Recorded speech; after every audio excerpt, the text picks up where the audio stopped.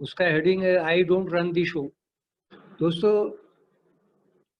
Alcoholic anonymous में आने के बाद, अल्कोहलिक एनोनिमस में आने के पहले मेरी वाइफ बच्चों को लेकर चले गई थी। मेरी बैंक में नौकरी थी। डिपार्टमेंटल नौकरी के बाद मेरी नौकरी जाने वाली थी। मुझे नौकरी से इसलिए नहीं निकाला जा रहा था क्योंकि मेरी हेल्थ ऐसी खराब हो गई थी। 2-4 महीने का मैं मेहमान था, तो अफसर लोग ये समझ रहे थे अभी तो 2-4 महीने का मेहमान है, काहे को हम अपने सर पर पाप ले लें इसको नौकरी से निकाल कर। ऐसी स्थिति में दोस्तों ईश्वर की कृपा हुई और मुझे ए का मैसेज मिला और मैं ए में आ गया। One day at A time के हिसाब से मेरी शराब बंद हो गई और जैसे ओल्ड टाइमर्स लोग कहते थे, मेरी नौकरी बच गई, मेरी जान बच गई, मेरा फैमिली वापस आ गया है और आज हम लोग सब साथ में हैं और किसी प्रकार की कोई चिंता नहीं है, कोई परेशानी नहीं है। तो दोस्तों ये सब ईश्वर ने मेरी जिंदगी में किया है। अल्कोहलिक एनोनिमस में आने के पहले क्या ईश्वर मेरे जिंदगी में काम नहीं कर रहा था? कर रहा था। पूरे दुनिया में जितने लोग हैं सभी लोग ए में थोड़ी आते हैं। सभी की जिंदगी में भगवान काम कर रहा है, मेरे जिंदगी में भी कर रहा था।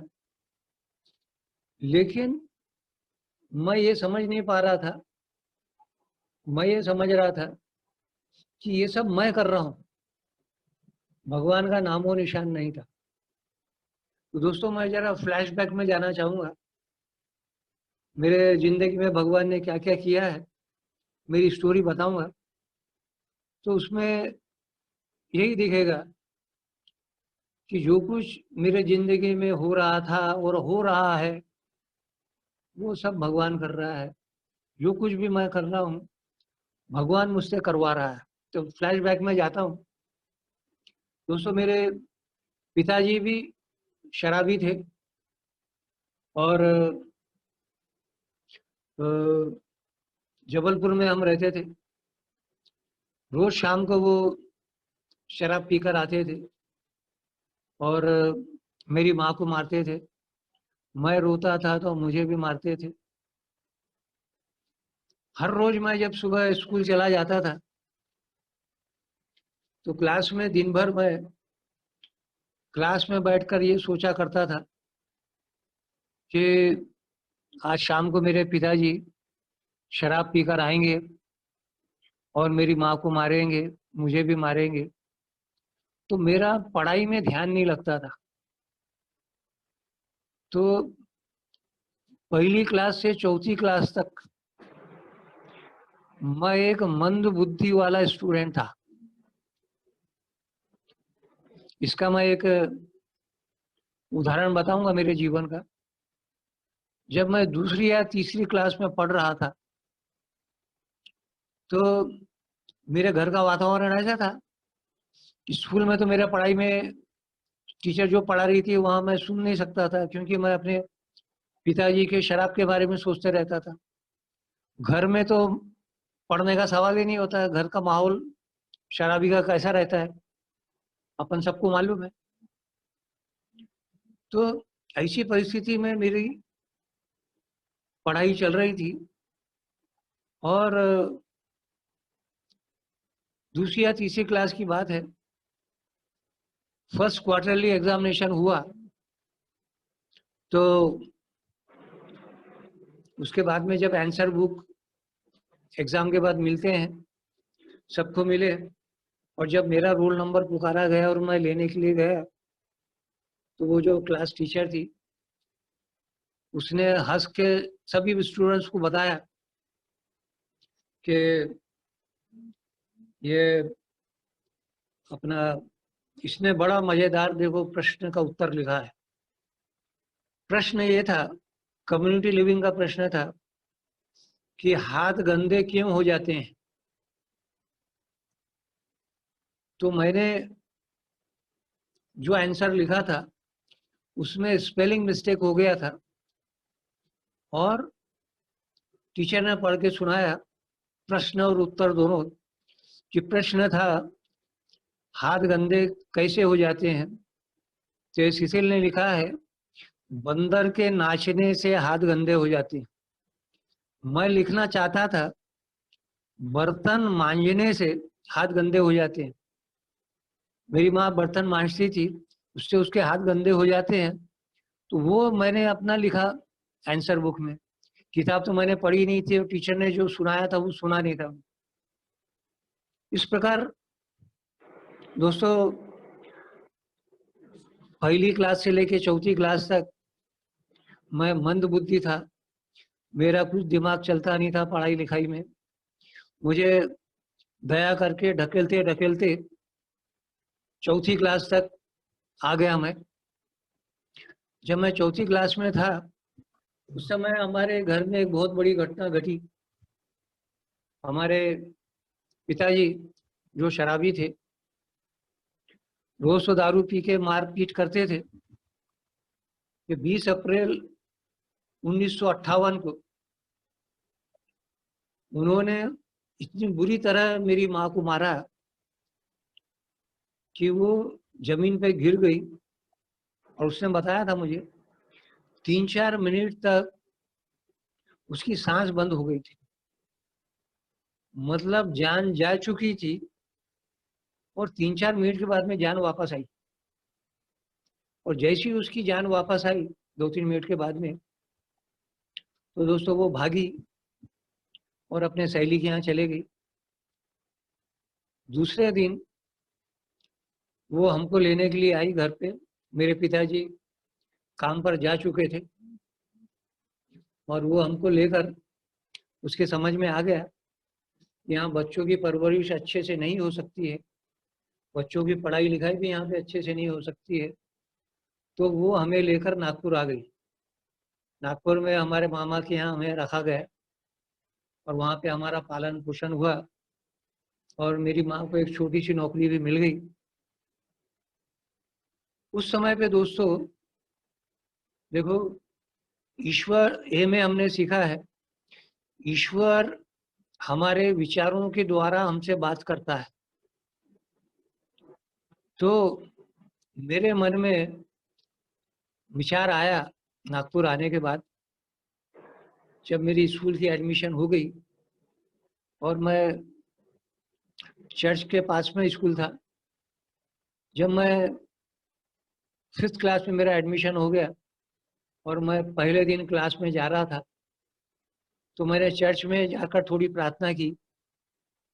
भगवान, मेरी माँ इतना मेहनत कर रही है, मेरा बाप उसको साथ नहीं दे रहा है, वो मेहनत करके हमको पढ़ाना चाहती है। दोस्तों तो मुझे मेरा मन पढ़ाई में लगा दो और मुझे क्लास में पहला नंबर ला दो, ये प्रार्थना मैंने ईश्वर से की। और ये जो विचार मेरे मन में आया था, ये विचार ईश्वर ने ही मेरे दिमाग में डाली थी। और बचपन में हमारी माँ हमारे को, जब शाम को हमारे पिताजी का आने का समय होता था, तो हमारी माँ हमको प्रार्थना करने के लिए बैठाती थी और बोलती थी, बेटा कभी भी कोई समस्या आएगी तो भगवान से प्रार्थना करो, वो एंजल भेजते हैं और हमको मदद करते हैं। अल्कोहलिक एनोनिमस में जितने मेंबर्स है वो सब गॉड के एंजल है, सब एक दूसरे को मैसेज देते हैं, मदद करते हैं। तो दोस्तों ये ईश्वर ने मेरे दिमाग में बात दी, याद दिलाई और मैंने ये प्रार्थना किया। फर्स्ट क्वार्टरली में तो मैं फेल हो गया। सेकंड क्वार्टरली में एक मंद बुद्धि का स्टूडेंट चौथा नंबर आया क्लास में। और दोस्तों फाइनल में ये मंद बुद्धि का स्टूडेंट क्लास में फर्स्ट आ गया। ये दोस्तों ईश्वर के सिवा और कोई ये चमत्कार नहीं कर सकता। तो उसके बाद में मैं हर साल क्लास में फर्स्ट आते गया। जब तक मेरी पढ़ाई खत्म नहीं हुई तब तक मैं फर्स्ट क्लास का ही स्टूडेंट रहा। इसके बाद दोस्तों जब मेरा पढ़ाई में अच्छा ध्यान लग गया और मैं क्लास में फर्स्ट आने लगा तो मुझे थोड़ा घमंड आने लगा कि ये सब मैं कर रहा हूँ। मैं यह बात भूल गया कि चौथी क्लास तक मैं मंद बुद्धि का स्टूडेंट था। अब ये ईश्वर की कृपा से मेरा दिमाग इतना अच्छा चल रहा है और मैं घमंड भरे पिंक क्लाउड में बचपन से आ गया। उसके बाद में मेरी पढ़ाई लिखाई होने के बाद में मैं एक छोटे स्कूल में पढ़ा 8वीं क्लास तक, और उसके बाद में वहाँ से निकलना पड़ा और बाजू के स्कूल में गया। वो भी क्रिश्चियन स्कूल था। 9th क्लास में मैंने वहाँ एडमिशन लिया तो मेरे को और वहाँ घमंड आने लगा। वहाँ पर भी मैं फर्स्ट आने लगा। उस समय पे फाइनल एग्जामिनेशन में 9th में, अब एक छोटे स्कूल से बड़े स्कूल में दाखिला लेना और वहाँ पे फर्स्ट आना, तो वो ऐसे स्कूल के टीचरों को भी ताज्जुब होने लगा। सभी सब्जेक्ट में मुझे फर्स्ट प्राइज मिले थे। एक फंक्शन हुआ था और हर एक सब्जेक्ट में मुझे प्राइजेस मिले थे। तो वहाँ के एक टीचर ने बुला के मुझे पूछा था कि आप कौन से स्कूल से आए हो। मैंने बताया सेंट माइकल स्कूल से आया। सेंट माइकल स्कूल बहुत गरीब स्कूल था, लेकिन ये सुन के वो उनको ताजुब लगा, क्योंकि दोस्तों ईश्वर कुछ भी कर सकता है। I don't run the show, भगवान ही करता है जो कुछ करता है। लेकिन धीरे धीरे मैं इस बात को भूलने लगा और मैंने 9th क्लास में मुझे अपने पढ़ाई का इतना घमंड आ गया कि मैं टीचरों को सताने लगा। वहाँ पे एक दो टीचर आए थे नए, जो जिनको बराबर पढ़ाना जम नहीं रहा था। मैं होशियार था तो मैं उनकी हंसी उड़ाने लगा। इतना टाइम तुमको लगता है पढ़ाने के लिए, एक प्रॉब्लम को बताने के लिए पूरा पीरियड चला गया, वगैरह वगैरह। ये सब घमंड की बातें, मतलब मैं अपनी औकात भूलता चला गया। उसके बाद मैं कॉलेज में गया। कॉलेज में भी वो भी क्रिश्चियन कॉलेज था, एसएमएस कॉलेज। वहाँ पर भी मैंने एक केमिस्ट्री के प्रोफेसर को बहुत सताया। उसने प्रिंसिपल के पास मेरी कंप्लेंट की। एक दिन प्रिंसिपल साहब खुद आए हमारे क्लास में। अब वो क्रिश्चियन कॉलेज था तो नेचुरली वो पादरी वहाँ का प्रिंसिपल था। उसने आके मेरे को पूछा, हुई सेसिल नाजिस। तो मैं उठ के खड़ा हो गया, क्लास का हीरो बन गया था मैं घमंड में। उसने बोला, तुम क्यों इसको केमिस्ट्री के सर को पढ़ाने नहीं देते हो। अब मैं क्लास का हीरो था। मैंने वो प्रिंसिपल को बोल दिया, भाई आपने इंग्लिश में एमए किया है, आपको केमिस्ट्री के बारे में क्या समझता है। वो इतना लज्जित हो गया, उसने कुछ बोलना बंद कर दिया और मुझे बोला, come and see me in my office. बाद में मैं उसके ऑफिस में गया और उसने मुझे बोला कि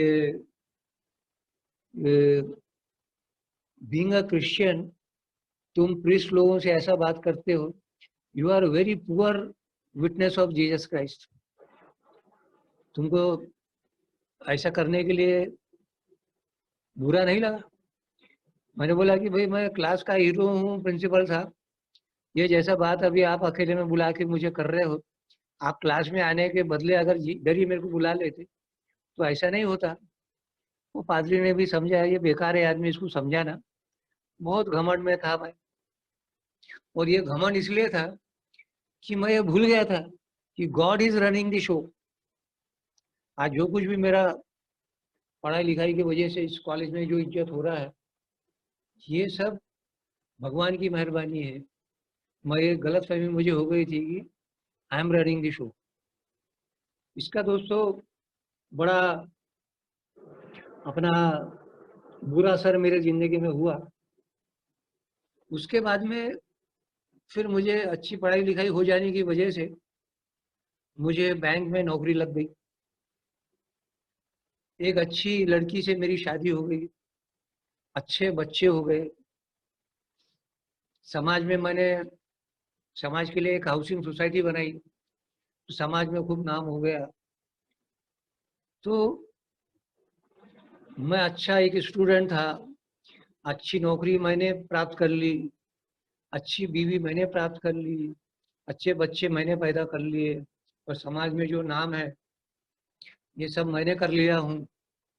ये गलतफहमी मुझे होने लगी। मैं इस बात को भूल गया था कि I don't run the show, God run the show. जो कुछ मेरी जिंदगी में मेरी तरक्की हो गई है, इसमें सब ईश्वर का हाथ है। इस बात को मैं भूल गया था और घमंड में आ गया था और पिंक क्लाउड में उड़ रहा था।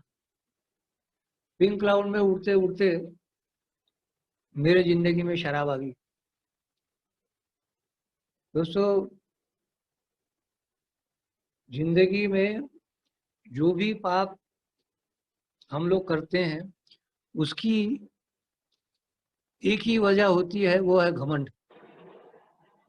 हमारे जो 7 घातक पाप हैं, पहला उसमें घातक पाप है प्राइड, अहंकार। सभी पापों की जननी ये प्राइड है। इस प्राइड के वजह से मेरे जिंदगी में शराब आ गई। और शुरुआत में तो मैंने, काफी लोग मेरा उदाहरण देने लगे कि यार सबको चढ़ जाती है, सुशील को चढ़ती नहीं है, वो बड़े लिमिट में पीता है। ये सुनकर मेरा पिंक क्लाउड और बढ़ गया। मुझे लगा पूरी दुनिया को अभी मैं शराब पिलाना पीना सिखाऊंगा। तो साले कभी कोई गिर जाता है, कोई उल्टी करता है, ये सब तो मैं करता नहीं हूँ। और लोगों के मुंह से तारीफ सुनकर मेरी घमंड मेरा और बढ़ गया।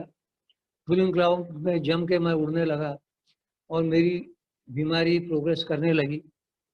इतनी प्रोग्रेस करने लगी कि शुरुआत में जो लोग मेरी तारीफ करते थे, मेरे साथ पीना चाहते थे, अंत में ऐसा हो गया कोई भी आदमी मेरे साथ में शराब पीना नहीं चाहता था।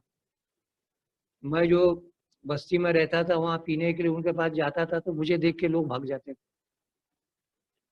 और उसके बाद में पीने की वजह से मेरे बैंक में मैंने एक ऑफिसर को मार दिया। 6 विटनेस थी। डिपार्टमेंटल इंक्वायरी के बाद मेरी नौकरी जाने वाली थी। और नौकरी जाने के पहले मेरी वाइफ बच्चों को लेकर चले गई। अब मैं जो यहाँ पे जो घमंड कर रहा था, वो पूरा घमंड मेरा उतरने लगा। और दोस्तों, वाइफ के जाने के बाद, चार्जशीट मिल जाने के बाद मेरा नौकरी जाना बंद हो गया। कई महीनों से मैं ड्यूटी पे नहीं गया और दाने दाने के लिए मोहताज हो गया। उस समय पे झुमका भाकर बेसन रोटी नागपुर में 2.5 रुपए में मिलती थी। मेरी हालत ऐसी भिखारी समान हो गई थी कि मेरे पास 2.5 रुपए भी नहीं रहते थे और मैं भूखा प्यासा दारू पीते रहता था, जिससे मेरे दिमाग पर भी असर हो गया था।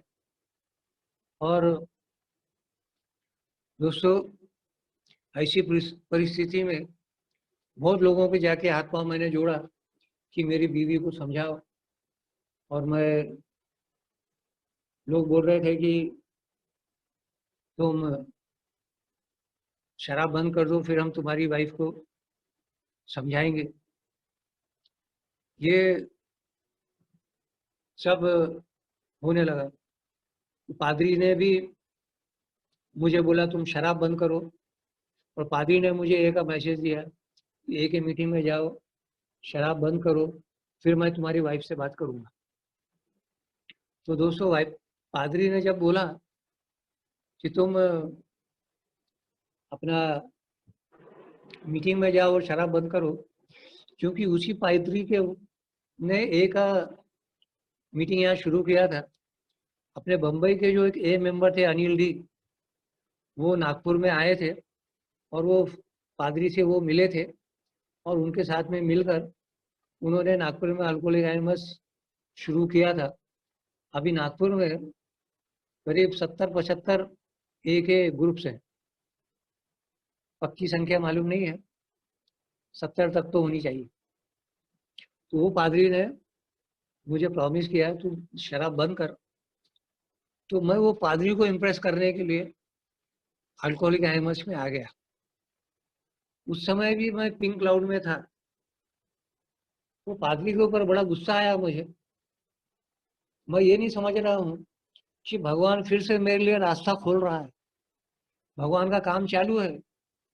मैंने शराब पीकर और घमंड की वजह से इतने बड़े बड़े कारनामे किए, बुरे बुरे, उसको भी माफ करके अभी ईश्वर मेरे जिंदगी में अभी फिर से काम कर रहा है और मुझे एक नई जिंदगी देना चाहता है।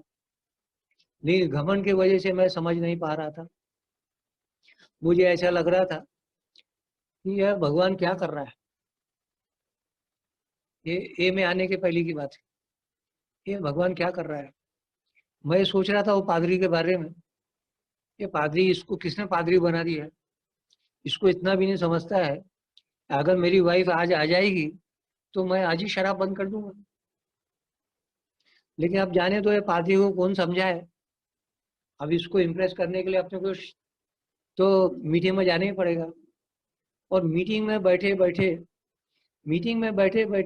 में आने के बाद में अच्छे अच्छे लोगों की काया पलट जाती है, लेकिन मेरे जैसे घमंडी आदमी की काया पलटने में देता नहीं। मीटिंग में बैठे बैठे मैं उस पुलिस को गाली बक रहा था, ये कहाँ भेज दिया मेरे को। खैर चलो, अभी उसको इम्प्रेस करने के लिए अपन ये मीटिंग में आएंगे, लेकिन अपन दारू बंद नहीं करेंगे। ईश्वर मेरे जिंदगी में जो करना चाहता था वो मैं करने नहीं दे रहा था, ऐसा मैं सोच रहा था कि मैं वही मीटिंग से जाने के बाद शराब पीऊंगा।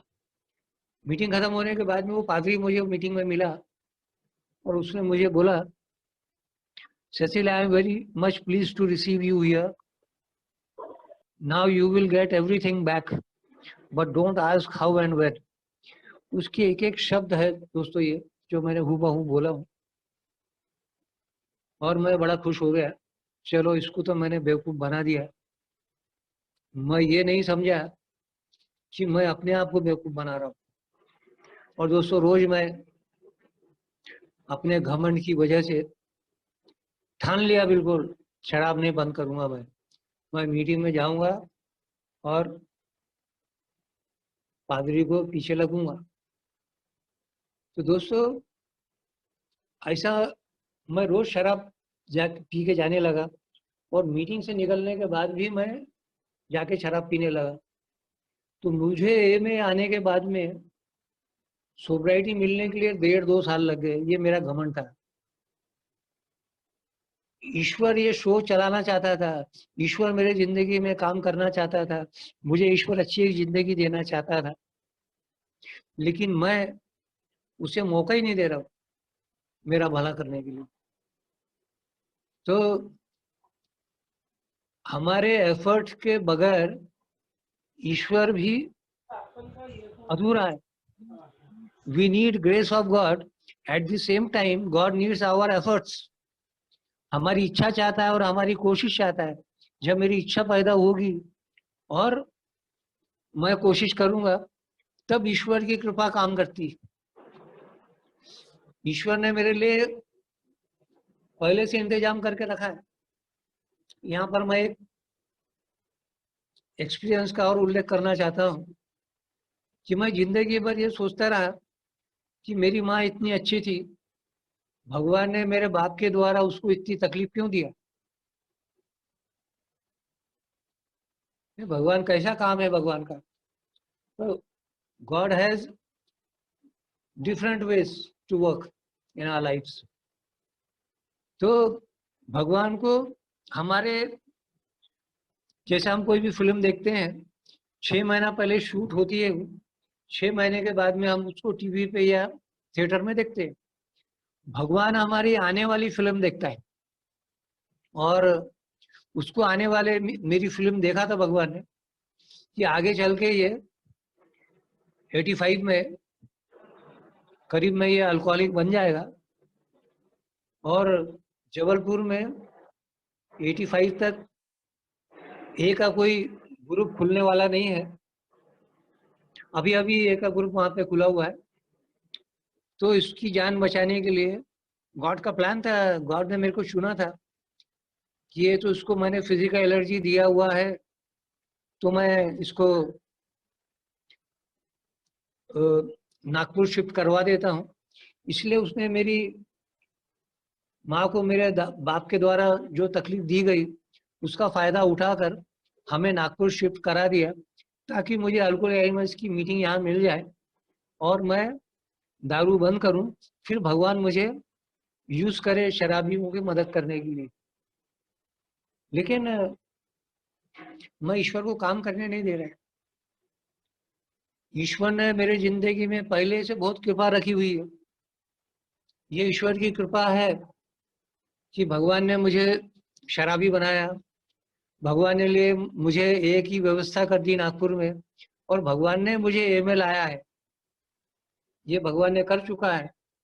अब ए में आने के बाद में मैं अगर ए के मीटिंग को बराबर सुनता नहीं हूँ, और ईश्वर जो करना चाहता है ए में लाके, जो ईश्वर मेरा रिकंस्ट्रक्शन करना चाहता है वो अगर मैं नहीं करता हूँ, तो भगवान रास्ता देखता है मेरे घमंड के खत्म होने का। रिकंस्ट्रक्शन करने के लिए, जैसा पुराना बिल्डिंग को जब तक हम गिराते नहीं है उसका रिकंस्ट्रक्शन नहीं हो सकता है, उसी प्रकार जब तक पुराना सिसिल मरेगा नहीं तो नया जीवन, नया सिसिल पैदा नहीं हो सकता है। तो भगवान मेरा घमंड खत्म करके, भगवान ने मेरा घमंड को खत्म किया। मेरी बीवी चली गई, नौकरी जाने वाली थी, दाने दाने को मैं मोहताज हो गया, एक एक रुपए के लिए मैं मोहताज हो गया। ऐसी परिस्थिति में उसने मुझे घमंड खत्म करके इधर लाया। यहाँ पर मैंने एक नया घमंड पैदा किया। तो दोस्तों, ऐसा करने के बावजूद भी जब ईश्वर ने देखा, ईश्वर का शो कभी खत्म नहीं होता है। मैं कितने भी गंदे काम करूं, ईश्वर का काम है वो मेरे को बराबर, जो उसने बीड़ा उठाया है कि मेरे जैसे शराबियों को ए में लाएगा और उसे शराब बंद करेगा और बाद में ए के काम के लिए यूज करेगा, ये ईश्वर ने चुनाव किया है। ईश्वर ने मेरा पीछा नहीं छोड़ा। अब जब ईश्वर को समझ में आ गया, ये स्पिरिचुअल प्रोग्राम में जाने के बाद में इतना अच्छा प्यार से एक मेंबर लोग इसे फॉलो अप दे रहे हैं, लेकिन ये बहुत मस्ती कर रहा है। जो मैं मस्ती कर रहा था उसका एक एक्सपीरियंस मैं बताना चाहूंगा कि मैं रोज मीटिंग में जाना चाहता था फादर को इम्प्रेस करने के लिए, लेकिन दारू बंद करना नहीं चाहता था। और एक बात थी, मुझे मीटिंग में बार बार आने की इच्छा होती थी। ये काम भी ईश्वर ही कर रहा था। ये जो फेलोशिप है, वहां पे लोग मुझे इतना प्यार से बात करते थे और मेरे को बोलते थे आते रहो, अगर अभी आपकी शराब बंद करने की इच्छा नहीं है तो अभी मत करो, लेकिन आप आते रहो, जब आपकी इच्छा हुई तब आप शराब बंद करना। ये सुनने के लिए मैं घड़ी घड़ी आने लगा और शराब भी पी रहा था। एक दिन मैं दूर मीटिंग में थी और मुझे लेट हो गया और मैं मीटिंग जाने के लिए निकला, तो 6:45 मेरे को घर से निकलने को हो गया। अरे मैंने बोला यार बहुत अपना बहुत टाइम हो गया। मैंने एक ऑटो रिक्शा लिया, मेरे जेब में 1 रुपया भी नहीं था। ऑटो रिक्शा में जाके मैं एक मीटिंग में बैठ गया। रिक्शे वाले को बोला ठहरो मैं आता हूँ। आधे घंटे के बाद में वो रिक्शे वाले ने मीटिंग में आके धूम मचा दिया और एक मेंबर ने 10 रुपया उस ऑटो वाले को दिया। इतने नखरे मेरे झेल रहे थे एक ही लोग, भगवान ये सब करवा रहा था उनसे, लेकिन मैं अपने घमंड में ही हूँ। शराब मैं बंद नहीं करूंगा, जब मेरी वाइफ आएगी तब मैं शराब बंद करूंगा। तो दोस्तों, ईश्वर ने फिर एक दिन मेरे एक हाथ और एक पाँव गर्म पानी से जला दिया। ये भी ईश्वर का काम है। जब मैं सीधे से नहीं मानता हूँ तो फिर वो थोड़ी उंगली टेढ़ी करता है। जब मेरा एक हाथ और एक पाँव जल गया तब मुझे स्पिरिचुअल अवेकनिंग हुई। अरे बाप रे, मैंने बोला भगवान, ये स्पिरिचुअल प्रोग्राम में जाके मैं ये नाटकबाजी कर रहा था, इसलिए भगवान ने मुझे ये सजा दिया है। अब मैं यार ये चक्कर बंद करूंगा और शराब बंद करूंगा। डॉक्टर के पास जाके वो मैंने सब लगाया वगाया ऑइंटमेंट, और दूसरे दिन मैं शराब पीकर मीटिंग में जा रहा था और मैं सोच रहा था कि आज से शराब मैं बंद करूंगा। ऐसा सोचकर मैं दोस्तों अल्कोहलिक एनोनिमस के मीटिंग में आया और उस दिन ही चमत्कार हो गया।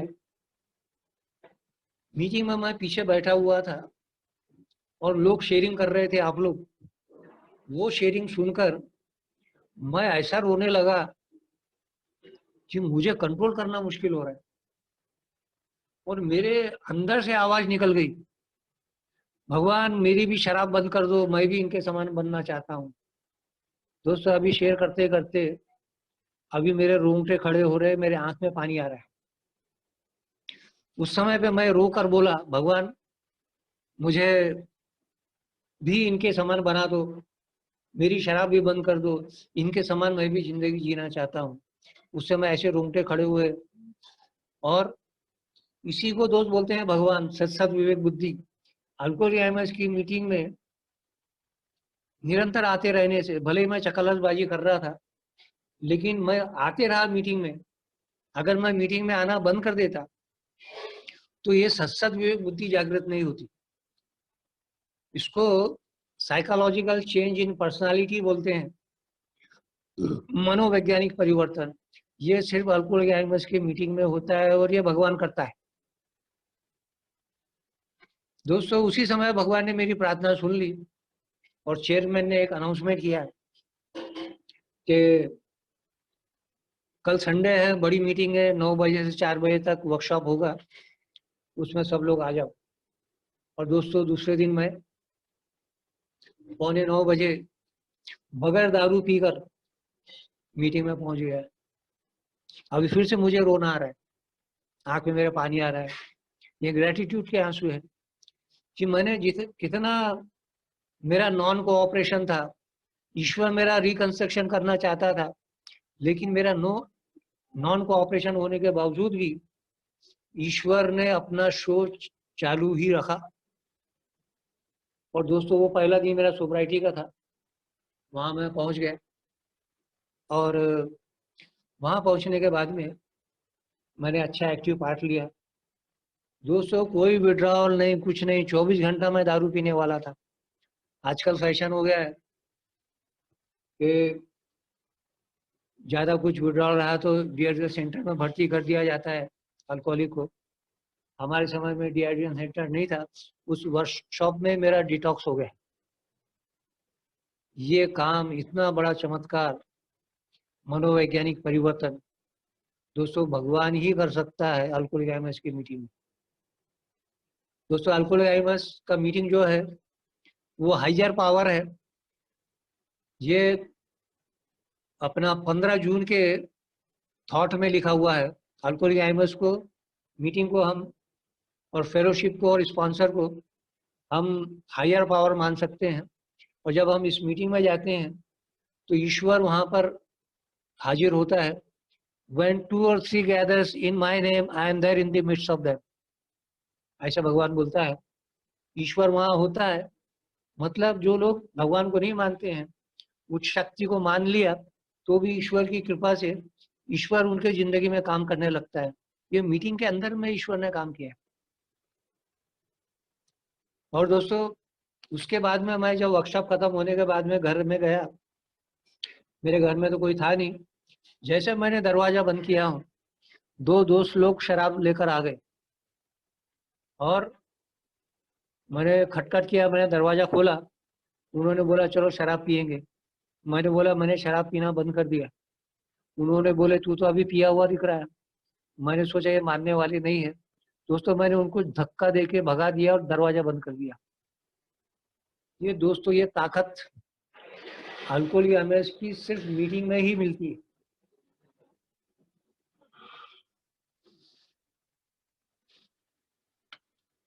दोस्तों ये जो मैंने घर में जो लक्ष्मी आई थी शराब, उसको मैंने ठुकरा दिया। दारू को ठुकराने की ताकत मेरे में नहीं थी, लेकिन ये जो मैंने सुबह 9 बजे से 4 बजे तक जो वर्कशॉप किया था दोस्तों, उसकी वजह से ये ताकत आई। ये ईश्वरीय ताकत है। ईश्वरीय ताकत के सामने में हर आदमी हर चीज फेल है।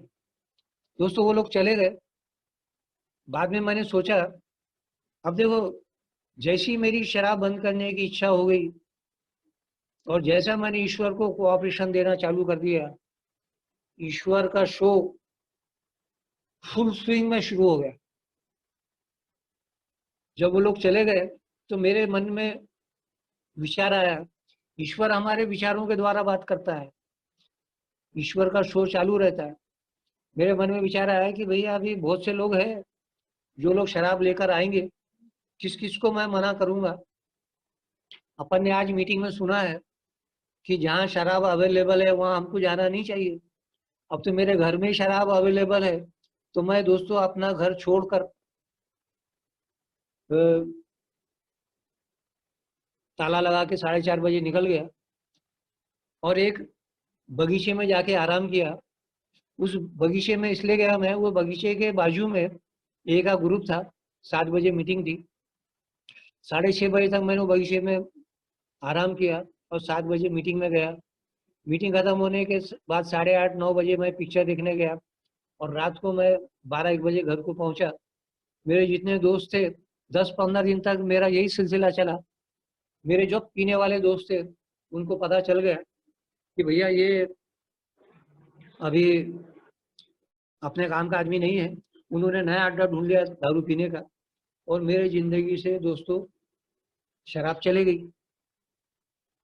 शराब जाने के बाद में वो जैसा प्रीस्ट ने बोला था कि you will get everything back but don't ask how and when.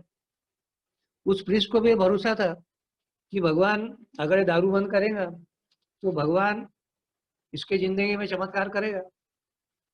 अब दोस्तों चमत्कार होना शुरू हो गया कि मेरी दारू बंद हो गई। डिपार्टमेंटल इंक्वायरी हुआ और डिपार्टमेंटल इंक्वायरी में मुझे एक भी प्रश्न पूछा नहीं गया। जो आदमी मार खाया तो उसको इतने प्रश्न पूछे कि वो रोने लगा और मुझे सिर्फ एक वार्निंग देकर छोड़ दिया गया। हाँ, डिपार्टमेंटल इंक्वायरी होने के पहले वो इंक्वायरी ऑफिसर, मैं अंदर ही बैठा था उनके साथ। इंक्वायरी ऑफिसर ने पूछा वो कल्प्रिट कहाँ है, आरोपी कहाँ है। उन्होंने बताया ये है।